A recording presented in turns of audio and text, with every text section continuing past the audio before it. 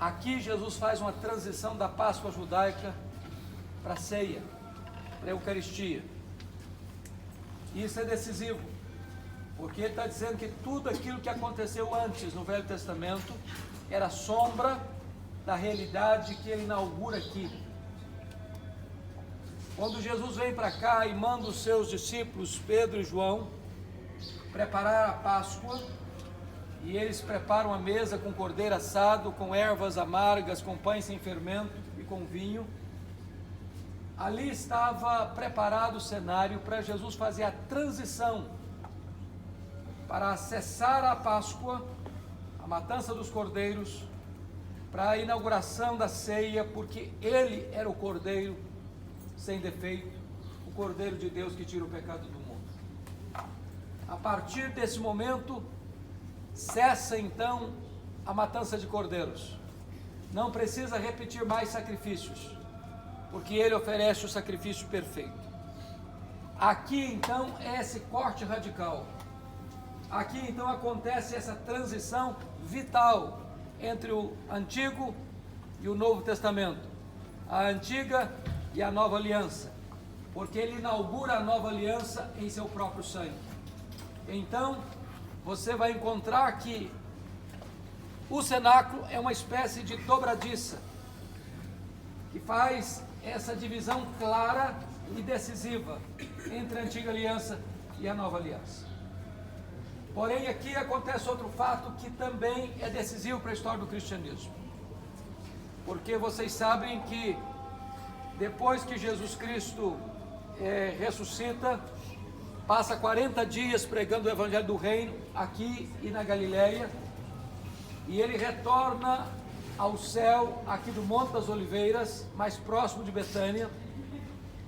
Estavam lá 120 discípulos, e o que é que eles fazem? Retornam exatamente para esse mesmo local, onde eles se reuniram com Jesus na preparação da Páscoa, onde Jesus inaugura a ceia, institui a ceia, inaugura a nova aliança em seu sangue.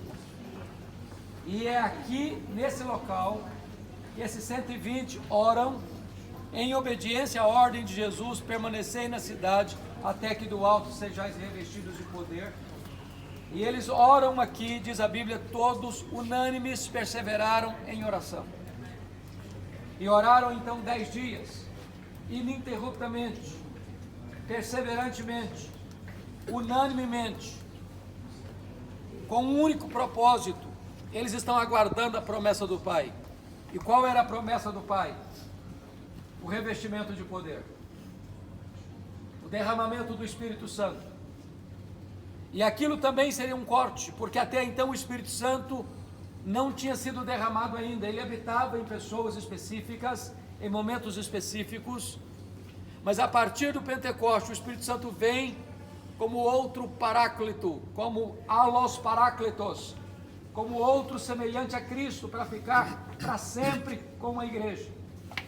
E foi aqui nesse local que o Espírito Santo foi derramado com grande graça e poder, diz a Bíblia, em línguas como de fogo, como um vento impetuoso, cada língua pousando sobre cada um deles, e todos ficaram cheios do Espírito Santo e começaram a falar as grandezas de Deus.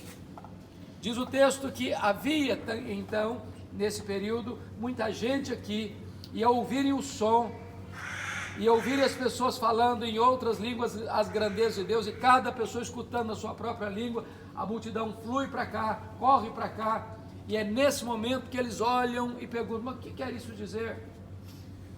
Era 9 horas da manhã, e alguns diziam com preconceito: são galileus. Outros: não, estão embriagados. E Pedro diz: não, o que está acontecendo aqui é o que disse o profeta Joel: haverá nos últimos dias, eu derramarei do meu espírito, vossos jovens, sobre os vossos velhos, sobre os homens, sobre as mulheres. Em outras palavras, o que está acontecendo aqui é o cumprimento do derramamento do Espírito Santo. E então diz a Bíblia que foi aqui que Pedro se levantou para pregar o seu sermão, um sermão cristocêntrico. Ele falou da morte de Cristo, da ressurreição de Cristo, da ascensão de Cristo, do senhorio de Cristo. E quando ele está pregando, o apelo não parte do pregador para o auditório, parte do auditório para o pregador. Porque é o povo que pergunta: o que faremos? E Pedro diz: arrependei-vos, cada um de vós seja batizado em nome do Senhor Jesus Cristo, para a remissão dos vossos pecados. E essa promessa não é apenas para vós, essa promessa também é para os vossos filhos, é para aqueles que ainda estão longe, para quantos o Senhor nosso Deus chamar. Isso significa que o mesmo derramamento do Espírito que foi dado aqui, de uma maneira específica e única, porque aqui marca a vinda do Espírito Santo para ficar com a igreja, mas outros derramamentos do Espírito vão acontecer na história, como aconteceu com os samaritanos no capítulo 8, como aconteceu em Cesareia Marítima no capítulo 10, como aconteceu em Éfeso no capítulo 19 de Atos, e como aconteceu ao longo da história da igreja, sempre que o povo de Deus, em súplica e fervor, em quebrantamento e obediência, aguardou a promessa do Pai, o derramamento do Espírito. Muitos outros reavivamentos aconteceram na história e pode acontecer, e precisamos que aconteça ainda hoje.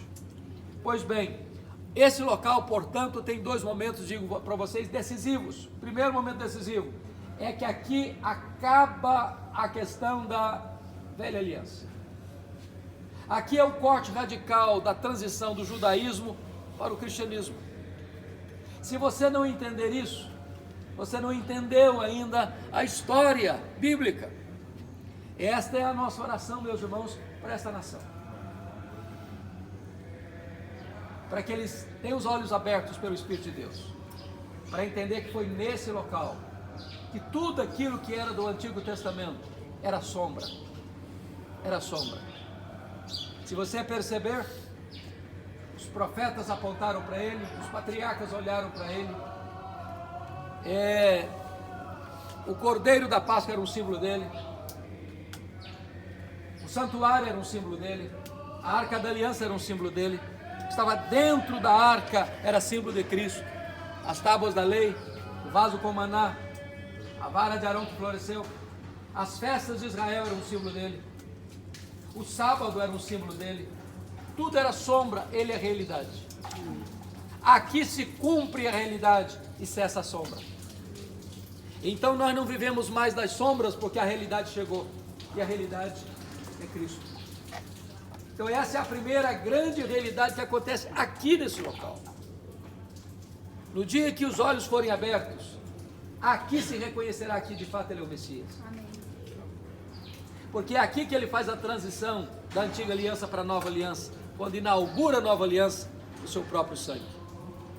Mas aqui há um outro marco também radical, extraordinário, porque é a partir daqui que o Evangelho vai se espraiar por todas as nações do mundo, porque estavam representadas várias nações do mundo aqui no Pentecostes, é só você ler em Atos 2, e a partir daqui o Evangelho deixa de ser um Evangelho apenas judaico, deixa de ser um Evangelho apenas para uma nação, para ser um Evangelho para todas as nações, para todos os povos, para todas as raças, para todas as línguas, para todas as culturas. E é por isso que você e eu estamos aqui hoje. É porque o Evangelho um dia nos alcançou e nos transformou, e os olhos do nosso coração foram abertos, o Espírito Santo veio, tirou a venda dos olhos, o tampão dos ouvidos, tirou o nosso coração de pedra, nos deu um coração de carne, e hoje nós somos filhos de Deus, novas criaturas, obra do Espírito Santo transformador de Deus. Amém. Louvado seja o Senhor. Aqui nós estamos então num dos lugares mais importantes para a história do cristianismo, para a história da nossa vida. Tenham olhos abertos para ver tudo isso. Amém. Glória a Deus. Vamos lá.